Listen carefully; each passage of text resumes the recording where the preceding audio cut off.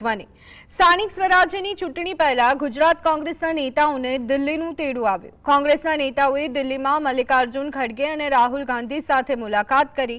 કોંગ્રેસ પ્રમુખ અમિત ચાવડા, વિધાનસભામાં વિરોધ પક્ષ નેતા ડોક્ટર તુષાર ચૌધરી, સાંસદ શક્તિસિંહ ગોહિલ, સિદ્ધાર્થ પટેલ સહિતના નેતાઓએ રાહુલ અને મલ્લિકાર્જુન ખડગે સાથે મુલાકાત કરી છે।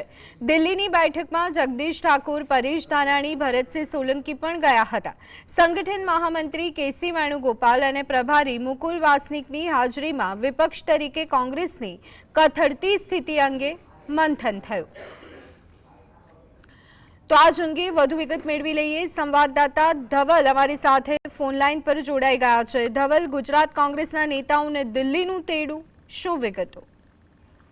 जी ચોક્કસથી ધ્વની વાત કરવામાં આવે તો સ્થાનિક સ્વરાજ્યની ચૂંટણીને ગણતરીના દિવસો બાકી છે। ગણતરીના દિવસોમાં સ્થાનિક સ્વરાજ્યની ચૂંટણીની તારીખો જાહેર થાય તેવી શક્યતાઓ દેખાઈ રહી છે। તેવામાં ગુજરાતના કોંગ્રેસના જે નેતાઓ છે તેને દિલ્હીનું તેડું આવ્યું હતું અને દિલ્હીની અંદર મહત્વની બાબત એ છે કે ગુજરાત વિધાનસભાના પક્ષના નેતા ગુજરાત પ્રદેશ પ્રમુખ અમિત ચાવડા અને પક્ષના નેતા તુષાર ચૌધરી સહિત સાંસદ શક્તિસિંહ ગોહિલ, સિદ્ધાર્થ પટેલ સહિતના નેતાઓએ દિલ્હીમાં કોંગ્રેસના રાષ્ટ્રીય અધ્યક્ષ મલ્લિકાર્જુન ખડગે અને લોકસભાના વિપક્ષ નેતા રાહુલ ગાંધી સાથે મુલાકાત કરી હતી અને અચાનક જ આ મુલાકાત ખૂબ જ મહત્વની બની રહે છે, કારણ કે કહી શકાય કે વહેલી સવારે જ ગુજરાતના જે નેતાઓ છે તેઓ દિલ્હી ખાતે પહોંચ્યા હતા અને તે બેઠકની અંદર જગદીશ ઠાકોર, પરેશ ધાનાણી અને ભરતસિંહ સોલંકી પણ હાજર જોવા મળ્યા હતા। એટલે કે સંગઠન મહામંત્રી કેસી વેણુગોપાલ અને પ્રભારી મુકુલ વાસનિકની સાથે આજે પ્રમાણેની બેઠક થઈ હતી। તમામ સંગઠનના માણસો પણ નેતાઓ પણ હાજર હતા। એટલે કે સ્થાનિક સ્વરાજ્યની ચૂંટણીને લઈને આગામી રોડમેપ દિલ્હીથી તૈયાર થાય તેવી પણ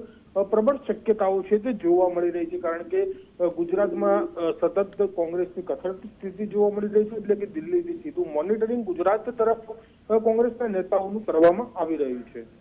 આભાર ધવલ, સમગ્ર માહિતી આપવા બદલ।